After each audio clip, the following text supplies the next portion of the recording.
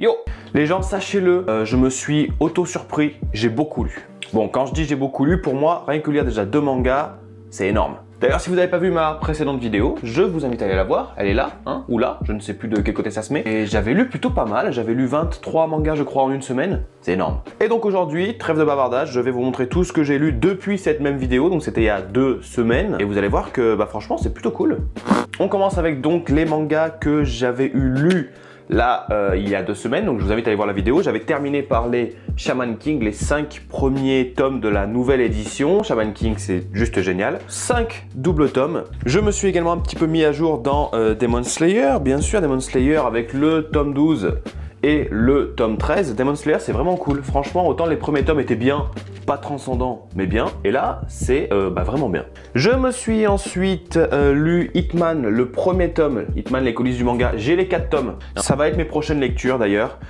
J'ai relu ce tome 1 juste pour me remettre un petit peu dans le bain. Je vais lire ensuite les 3 prochains. Et franchement, c'est super bien. Ceux qui sont intéressés par le dessin et par l'envers du décor dans l'univers des mangas, en fait, dans l'univers des mangaka, franchement, c'est vraiment le manga à avoir. Celui-ci est Bakuman. Je pense qu'il se complète plutôt bien, même si celui-ci reste un petit peu plus réaliste que Bakuman. Ensuite, non mais alors là, ouais, je les ai mis un peu dans le désordre. Bon, vous allez voir, j'ai lu jusqu'au 6 de Spirit Seekers, sous-coté mais à mort. Réellement, je trouve ce manga génial. Les dessins, ça fait un petit peu penser à Noragami, donc dessin de qualité. L'histoire, les personnages, c'est du badass, c'est du marrant, c'est du combat super bien détaillé, c'est des personnages super intéressants. Parfois, il y a les personnages un petit peu ridicules, tout comme je les aime. Parfois, il y a les personnages badass, comme je les aime aussi. Franchement, Spirit Seekers, c'est le manga à avoir. Pour moi, c'est vraiment le manga à avoir. Pour l'instant, il y a 7 tomes. Va falloir que je me prenne le 7e. Et on n'en parle pas, hein. Franchement, on n'en parle pas, Spirit Seekers. Et c'est bien dommage. Burn the Witch, un manga de Tite Kubo. Pas bon. Vraiment pas bon, je n'aime pas les dessins. C'est fou, pourtant moi qui kiffe Bleach, je kiffe les dessins de Bleach, là j'aime pas. Le scénario il est pas bon, vraiment pas bon, les personnages sont pas intéressants. C'est dommage, pour moi il s'est loupé. Voilà. Ah bah là c'est un manga qui va plaire, bien sûr. Vous les fans de Corée du Sud, Solo Leveling, alors vous verrez pas, mais vraiment, ouais, il y a un petit effet. Vous avez vu là l'épée là? Oh là là là là là là. Alors c'est un manga en couleur puisque c'était un webtoon à la base.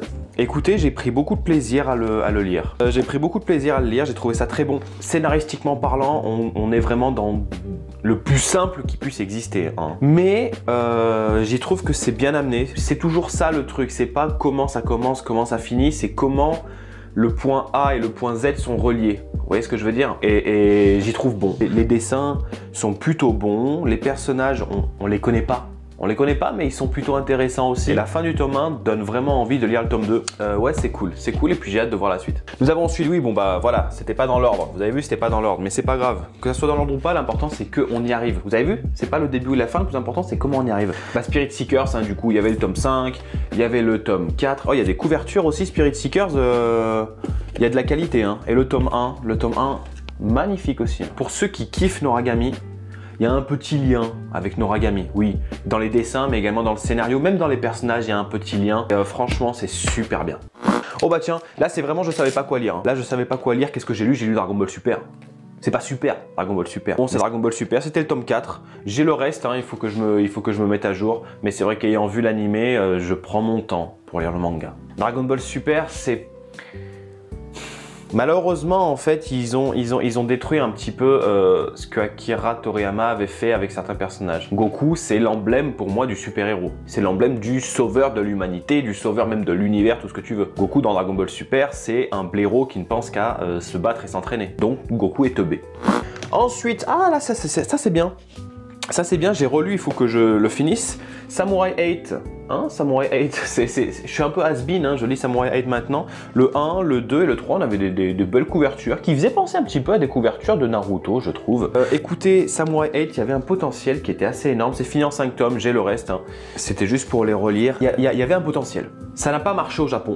Est-ce que parce que ça n'a pas marché au Japon, du coup il s'est dit faut que je me bouge et faut que je finisse? C'est possible. Le potentiel n'a pas été exploité et du coup bah, ça s'est cassé la gueule. Nous avons ensuite un nouveau manga, Paradise Residence, le tome 1, Paradise Residence, le tome 2. Alors écoutez, là pour le coup scénario il n'y en a pas, hein. C'est des filles qui sont dans un pensionnat pour filles, je crois, et il leur arrive des trucs. Chaque chapitre, en fait, est une petite histoire, en quelque sorte. Pour vous dire, j'ai commencé avec le tome 2 parce que Pika m'a envoyé le tome 2.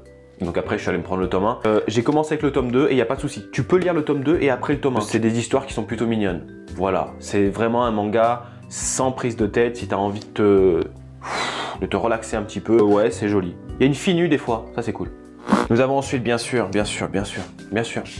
Tokyo Revenger, tome 12. J'aurais dû mettre Tokyo Revenger à la fin, c'est pas grave. Tokyo Revenger, le manga à voir. Le manga à voir, c'est vraiment incroyable. L'anime sort actuellement, le tome 3 est sorti, l'épisode 3 est sorti hier. Il y a des décalages entre le moment où j'enregistre et le moment où la vidéo va sortir. Mais c'est pas grave, pour vous, ça sera l'épisode 4 est sorti hier du coup. Hein. Il y a une intensité, il y a vraiment une énergie qui se dégage des dessins, des personnages, du scénario. J'y trouve impec. Nous avons ensuite Journey Beyond Heaven, le tome 3. J'ai bien aimé le premier et le deuxième tome. Là, celui-ci, je l'ai trouvé un peu chiant. On reste dans un manga qui est vraiment de qualité, hein, avec des dessins qui sont qui sont bien. Les dessins sont appropriés en fait avec la thématique du manga. Mais franchement, là aussi, il y a un potentiel qui est énorme. J'espère qu'il va pas le gâcher. J'ai trouvé le tome 3 un petit peu moins bon. Ouais, putain, la fin du tome 3, si vous l'avez lu, vous le savez, hein, c'est ouf. En japonais, c'est quoi? Tengoku Daimakyo. Tengoku Daimakyo. C'est fou, vous avez vu, il y a certains mangas, comme par exemple L'Attaque des Titans, on dit Shingeki no Kyojin. Enfin, beaucoup disent ça. Demon Slayer, Kimetsu no Yaiba. Les gens, ils aiment bien dire ça pour faire semblant qu'ils parlent japonais. Et pourquoi pour Journey Beyond Heaven, les gens ne disent pas, est-ce que tu as lu Tengoku Daimakyo? Personne ne le sait. Et ensuite, j'ai lu, il y a le tome 1 qui est déjà rangé. Mais je l'ai lu aussi, le tome 1. Dragonhead. Dragonhead. Merci Pika pour cette édition qui est juste d'une qualité premium. Hein. Oh, le prix, il est premium aussi quand même, le prix. Hein. Bon, ça sera terminé en 5 tomes. L'une des prochaines vidéos, ça sera sur ce manga-là. Hein. Je vous l'annonce, grosse annonce. C'est vraiment un manga d'une malsénité incroyable, mais d'une malsénité où on pourrait se reconnaître parce que c'est quelque chose qui pourrait arriver. Bon, il y a peu de chances que ça nous arrive dans notre vie, mais ça pourrait arriver quand même. C'est un manga qui nous permet de voir dans les grandes difficultés de la vie comment le cerveau humain peut réagir et comment l'être humain peut devenir complètement fou, peut sombrer dans la folie absolue. Ouais, ce manga, il rappelle un petit peu ça. L'odeur de ces mangas, c'est incroyable.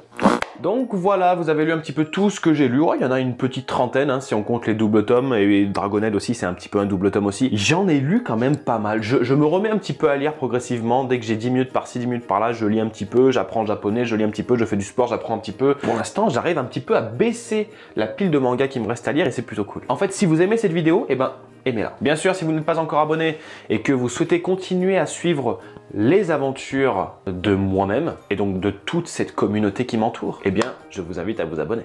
Tchuss!